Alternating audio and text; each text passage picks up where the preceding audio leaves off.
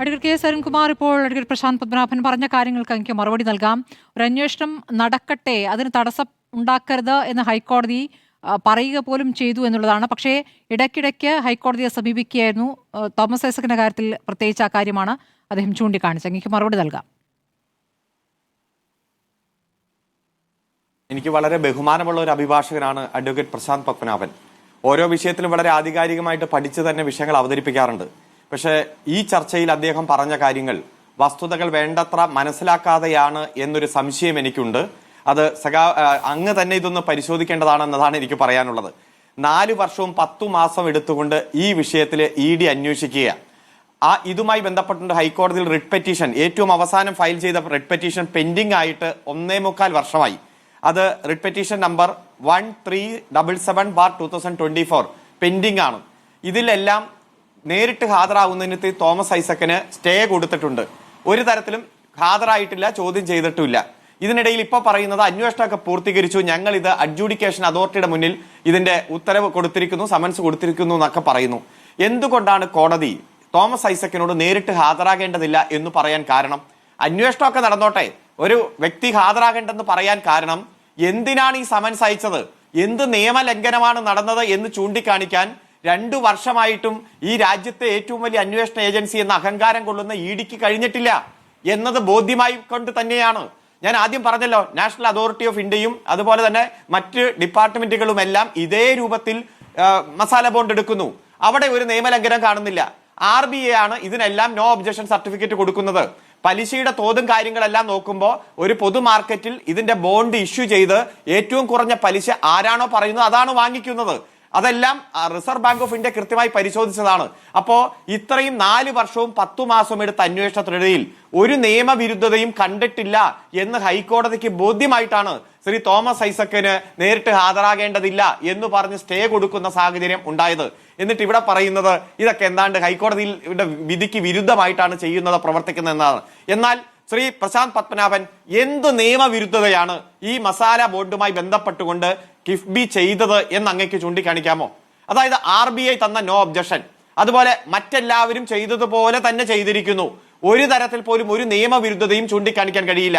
ഇവിടെ ഭൂമി വാങ്ങിയിട്ടില്ല, ഭൂമി കൃത്യമായി ഏറ്റെടുക്കുകയാണ്. 2013 ഫെയർ കോമ്പൻസേഷൻ ആക്ട് പ്രകാരം ഏത് വികസന പ്രവർത്തനത്തിന് വേണ്ടിയിട്ടാണോ ആ ഭൂമി ഏറ്റെടുക്കുന്നതെന്ന് നോട്ടിഫൈ ചെയ്യുന്നു. ശ്രീ തോമസ് ഐസക് വളരെ വ്യക്തമായിട്ട് ഇവിടെ സൂചിപ്പിച്ചില്ലേ, ആ പർപ്പസിന് വേണ്ടിയിട്ടല്ല ഭൂമി ഏറ്റെടുക്കുന്നതെങ്കിൽ, ആ പർപ്പസ് പൂർത്തീകരിക്കാൻ കഴിഞ്ഞില്ലെങ്കിൽ ആ ഏറ്റെടുക്കൽ പ്രക്രിയ തന്നെ അസാധുവാകും. അത് വിൽക്കാനോ ട്രാൻസ്ഫർ ചെയ്യാനോ ഒന്നും പറ്റില്ല. അതുകൊണ്ട് ഇത് വിൽപ്പനയ്ക്ക് വേണ്ടിയിട്ടോ വാങ്ങലല്ല, മറിച്ച് ഏറ്റെടുക്കലാണ് പ്രത്യേകമായിട്ടുള്ള വികസന പ്രവർത്തനം. 1192 വികസന പ്രവർത്തനമാണ് ഈ കേരളത്തിൽ നടന്നത്. അതിനുവേണ്ടി 91,000 കോടി രൂപയാണ് ചെലവഴിച്ചത്. അതിന്റെ ഭാഗമായി ഒരു വർഷം 10,000 കോടി രൂപയുടെ വികസന പ്രവർത്തനം നടക്കുക. അവിടെ നിൽക്കട്ടെ, കോൺഗ്രസിന്റെ പ്രതിനിധി എന്താ പറയുന്നത്? ഇന്നത്തെ പത്രത്തിലുണ്ട്, നാഷണൽ ഹെറാൾഡുമായി ബന്ധപ്പെട്ടുകൊണ്ട് പുതിയ കേസ് രജിസ്റ്റർ ചെയ്തിരിക്കുന്നു.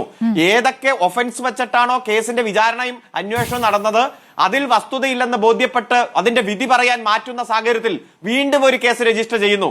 എത്രയോ നേതാക്കന്മാരെ വെളുപ്പിച്ചെടുത്തിരിക്കുന്നു. നമുക്കറിയാം, BJP ആയി മാറിയ ഒരു അന്വേഷണമില്ല. ഈ വാളയാർ ചെക്ക് പോസ്റ്റിന് അപ്പുറത്തേക്ക് കോൺഗ്രസിന് ഒരു നയം.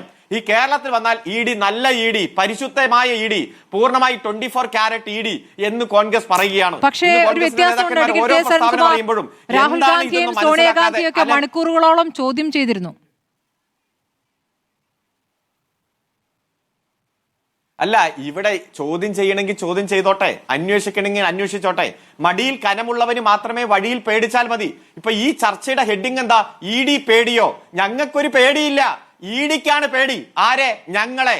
കാരണം ഈ കേരളത്തിൽ വന്ന് തലങ്ങും വിലങ്ങും അന്വേഷണ മാമാങ്കങ്ങൾ കാണിച്ചിട്ട് ഒരൊന്നും കണ്ടെത്താൻ കഴിയാതെ തലയിൽ തുണിയിട്ട് രക്ഷപ്പെട്ടു പോകേണ്ടി വന്നു. ഇവിടെ സ്വപ്ന സുരേഷ് കുറെ വെളിപ്പെടുത്തൽ നടത്തിയപ്പോഴും ED ഓടി വന്നല്ലോ.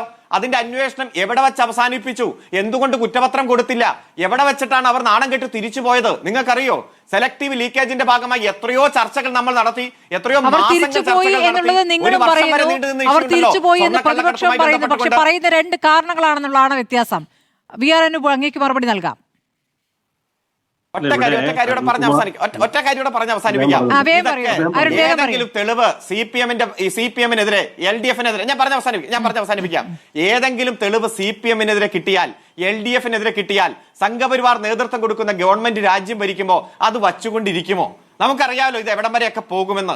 അതുകൊണ്ട് ഇതൊന്നുമില്ലെങ്കിലും ഈ LDF-നെ തകർക്കാൻ വേണ്ടി ഇങ്ങനെ ഇടയ്ക്കിടയ്ക്ക് വരും, സെലക്ടീവ് ലീക്കേജ് നടത്തും. അതുപോലെ തന്നെ കൺവിക്ഷൻ റേറ്റ് ഇവിടെ 2 പറഞ്ഞു, 0.46 കൺവിക്ഷൻ റേറ്റ്. പിന്നെ ലാവ്ലിൻ കേസിനെ പറ്റിയൊക്കെ കുറെ മണ്ടത്തരം പറഞ്ഞു.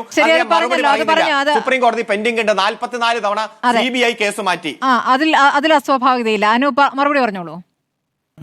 അല്ല, അരുൺകുമാർ കുറച്ച് സമയം കൂടി എടുത്ത് സംസാരിച്ചാൽ എനിക്ക് വിരോധമില്ല. അദ്ദേഹം സംസാരിക്കും തോറും സത്യം എന്താണ്, യാഥാർത്ഥ്യം എന്താണെന്ന് ആളുകൾക്ക് മനസ്സിലാവും. അദ്ദേഹം ഇപ്പൊ എന്താ പറഞ്ഞത്? പ്രശാന്ത് പത്മനാഭൻ പൊതുവിൽ കാര്യങ്ങളൊക്കെ പഠിച്ച് സംസാരിക്കുന്ന ആളാണ്. പക്ഷെ ഈ വിഷയത്തിൽ മാത്രം അദ്ദേഹത്തിന്റെ പഠിപ്പ് അപര്യാപ്തമാണ് എന്നാണ് അദ്ദേഹം പറഞ്ഞത്. ഇപ്പൊ ഇവിടെ എന്താണ് യാഥാർത്ഥ്യം?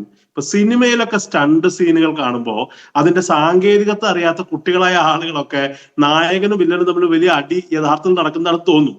പക്ഷേ ഇതിനകത്ത് ഡ്യൂപ്പാണെന്നും യഥാർത്ഥത്തിൽ അടി നടക്കുന്നില്ല എന്ന് ഇന്നത്തെ കാലത്ത് കൊച്ചു കുട്ടികൾക്ക് പോലും അറിയാന്നേ. അതുപോലെയാണ് ഇവരുടെ സംഘപരിവാറും ഇവിടെ CPM തമ്മിൽ നടക്കുന്ന ED നടക്കുന്നത് ഫേക്ക് എൻകൗണ്ടേഴ്സ് ആണെന്നേ. ഒരടി നടക്കുന്നില്ല, സോദരർ തമ്മിൽ ഒരു പോരല്ല എന്ന് പറയുന്നത് പോലെ ഇത് വലിയ പുറമേക്ക് അടി നടക്കുന്നു എന്നുള്ള പ്രതീതി സൃഷ്ടിക്കപ്പെടുകയും യഥാർത്ഥത്തിൽ അത് അണിയറയിൽ ഇത്തരം കാര്യങ്ങൾ സെറ്റിൽ ചെയ്യപ്പെടുകയും ചെയ്യുന്നത്. ഇവിടെ അരുൺകുമാർ ചോദിച്ചൊരു ചോദ്യത്തിന് ഞാൻ ഉത്തരം പറയട്ടെ. അദ്ദേഹം പറഞ്ഞത് എന്താ? ED-യെ കുറിച്ച് സഹീൻ ഇപ്പുറത്തേക്ക് വന്നാൽ, വാളയാർ ചുരം കടന്നു കഴിഞ്ഞാൽ ഞങ്ങളുടെ അഭിപ്രായം മാറുമെന്ന് വെച്ചാൽ ഞങ്ങളുടെ അഭിപ്രായത്തിലല്ല പ്രശ്നം. സഹീൻ അപ്പുറത്തേക്ക് വരുമ്പോൾ ED-യുടെ സ്വഭാവം മാറുന്നുണ്ട്. ഞാൻ നേരത്തെ പറഞ്ഞില്ലേ, എത്രയോ കോൺഗ്രസ് നേതാക്കളെ കാരാഗ്രഹത്തിലേക്ക് അയച്ചു. അപ്പൊ അദ്ദേഹം പറയുന്നത് എന്താ? ED അയക്കുന്നതൊക്കെ ഞങ്ങളുടെ കാര്യത്തിൽ കേസില്ല, മറ്റു കാര്യങ്ങളിലൊക്കെ കേസ് ഉണ്ടായിട്ടാണോ ED സംഘപരിവാർ രാഷ്ട്രീയ പ്രതിയോഗികളെ വേട്ടയാടുന്നതെന്ന് അരുൺകുമാർ പറയാൻ കഴിയുമോ? ED എല്ലാ കാലത്തും നടത്തുന്നത് രാഷ്ട്രീയമായ ഇത്തരം വൈദ്യുതിരാജന ബുദ്ധിയോട് കൂടിയാണെങ്കിൽ കേരളത്തിനകത്ത് പിണറായിയുടെ കാര്യത്തിൽ സോഫ്റ്റ് ആണ്. അതിന്റെ പല്ലും അഡ്വക്കേറ്റ് പ്രശാന്ത് പത്മനാഭൻ സമയമില്ലാത്തതുകൊണ്ടാണ് അരുൺകുമാർ. അഡ്വക്കേറ്റ് പ്രശാന്ത് പത്മനാഭൻ, ഇപ്പോൾ ED ഇക്കാര്യത്തിൽ വളരെയധികം പരിശോധനകൾ നടത്തിയ ശേഷം വന്നിരിക്കുന്നത് അങ്ങ് പറഞ്ഞല്ലോ. അപ്പോൾ ഓരോ കേസിലും ഓരോ രൂപത്തിലാണോ? ഇപ്പോൾ നാഷണൽ ഹെറാൾഡ് കേസുമായി ബന്ധപ്പെട്ടുള്ള കാര്യം നമുക്കറിയാം. ഏതൊക്കെ ഘട്ടങ്ങളിലാണ് അവരെ ചോദ്യം ചെയ്തത്, ഏത് സമയത്താണ് ചോദ്യം ചെയ്തത്? ഇപ്പോൾ ഇതാ കേസിൽ വിധി പറയാനിരിക്കുക മറ്റൊരു കേസ് ചാർജ് ചെയ്യുകയാണ്. അപ്പോൾ അതൊരു തുടർച്ചയാകുന്നു. അത് ആ തുടർച്ച രാഷ്ട്രീയ പ്രതിയോഗികൾക്കെതിരെ മാത്രം ഉപയോഗിക്കുന്ന ഒരു സംവിധാനമായി മാറുകയും ചെയ്യുന്നുണ്ട്.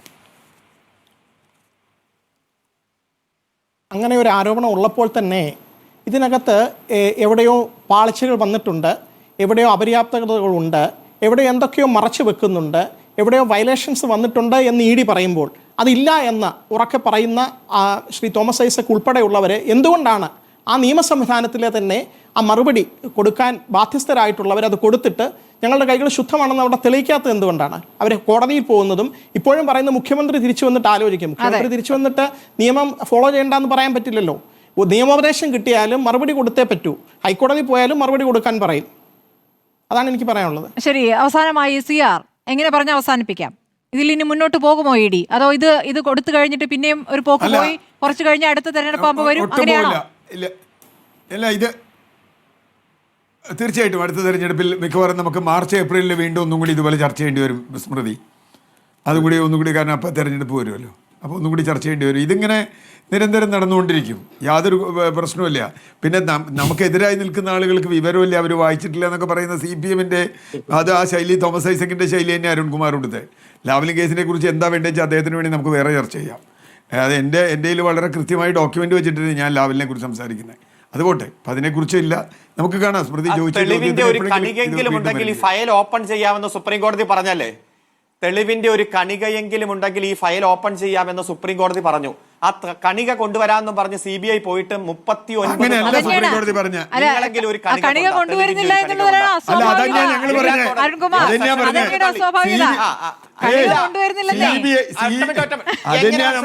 സെഷൻസ് കോടതി തള്ളി. അല്ല സെഷൻസ് കോടതി തള്ളി, ഹൈക്കോടതി തള്ളി, സെഷൻസ് കോടതി തള്ളി, ഹൈക്കോടതി തള്ളിയ കേസ് എങ്ങനെ തെളിവിന്റെ കണിക അപ്പീൽ സ്റ്റേജിൽ കൊണ്ടുവരാൻ പറ്റും? വീണ്ടും ഫെയർ അല്ല, ഹൈക്കോടതി തോട്ടിലെറിഞ്ഞ കേസ് എങ്ങനെ കൊണ്ടുവരാൻ പറ്റും? ആർക്ക് കൊണ്ടുവരാൻ പറ്റും? ലാവ്ലിൻ നമുക്ക് ചർച്ച ചെയ്യാൻ പറ്റുന്നില്ലല്ലോ മാറ്റിവെച്ചുകൊണ്ടേയിരിക്കുകയാണ്. കോടതി ഒന്ന് പരിഗണിച്ച നമുക്ക് ആ ദിവസം ഇരിക്കാം. നമുക്ക് സമയം കഴിഞ്ഞുകൊണ്ടാണ് വേറെ ദിവസം. ശരി, അപ്പൊ ED നിങ്ങളുടെ ആഗ്രഹം കൊണ്ടിരുന്നോ? ശരി ശരി.